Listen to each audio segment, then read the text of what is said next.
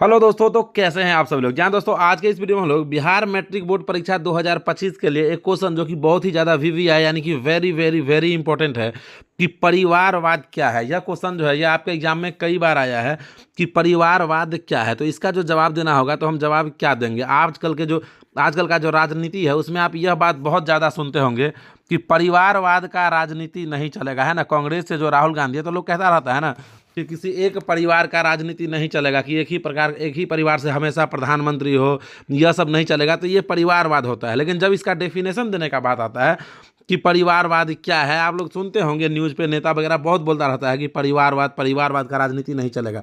अपने बिहार में ही आप देख रहे हैं राजद जैसे पार्टी है, तो पहले उसका बाप मुख्यमंत्री था लालू यादव, अब जो उसका नेता है वह तेजस्वी यादव यानी कि उसका बेटा है। यानी कि बाप था उसका पार्टी का, फिर से मालिक कौन हो गया, उसी का बेटा हो गया, दूसरा कोई नहीं बन सकता है। यही परिवारवाद होता है। तो जब इसका डेफिनेशन देने का बात आएगा परिवार का बात के बारे में कि परिवारवाद का डेफिनेशन यानी कि परिभाषा हम क्या दे सकते हैं, तो हम क्या देंगे, तो यही हम लोग जानते हैं। तो चलिए देखिए, क्वेश्चन है कि परिवारवाद क्या है। क्वेश्चन आप देख रहे होंगे कि परिवारवाद क्या है। तो देखिए इसका हम डेफिनेशन क्या दे सकते हैं कि किसी जनप्रतिनिधि के निधन या इस्तीफा के बाद, कोई भी जनप्रतिनिधि हो उसके निधन या इस्तीफा के बाद रिक्त स्थान पर उसके ही किसी परिजन को पद स्थापित करना। जैसे आप देख रहे होंगे जैसे लालू यादव है, अब वह चुनाव नहीं लड़ता है तो रिक्त है वहाँ पे मुख्यमंत्री का जगह, तो उसके जगह पे उसी का बेटा है तो उसी का पद स्थापित करना तथा चुनाव का टिकट दे देने की स्थिति परिवारवाद के नाम से जानी जाती है। समझ में आ रहा है आपको?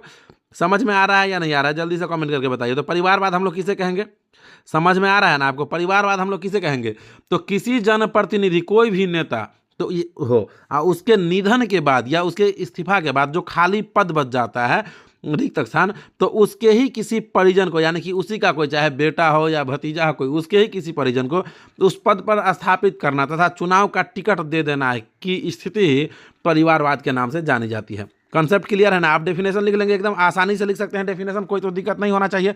तो परिवारवाद का डेफिनेशन हम लोग क्या देंगे, किसी जनप्रतिनिधि के निधन या इस्तीफे के बाद रिक्त स्थान पर उसके ही किसी परिजन को पद स्थापित करना तथा चुनाव का टिकट दे देने की स्थिति को ही हम लोग परिवारवाद के नाम से जानते हैं। ठीक है ना? तो यही डेफिनेशन देना होगा आपको। समझ में आ गया ना आपको? अभी आप कमेंट करके बताइए कि कौन कौन है पार्टी जो परिवारवाद का राजनीति यहाँ पे कर रहा है। आपको तो पता होगा, पता है तो आपको कमेंट करके बताना है कि कौन कौन सा पार्टी है जो परिवारवाद का राजनीति कर रहा है। तो चलिए मिलते हैं फिर से किसी नेक्स्ट वीडियो में, तब तक के लिए जय हिंद, जय भारत, जय बिहार।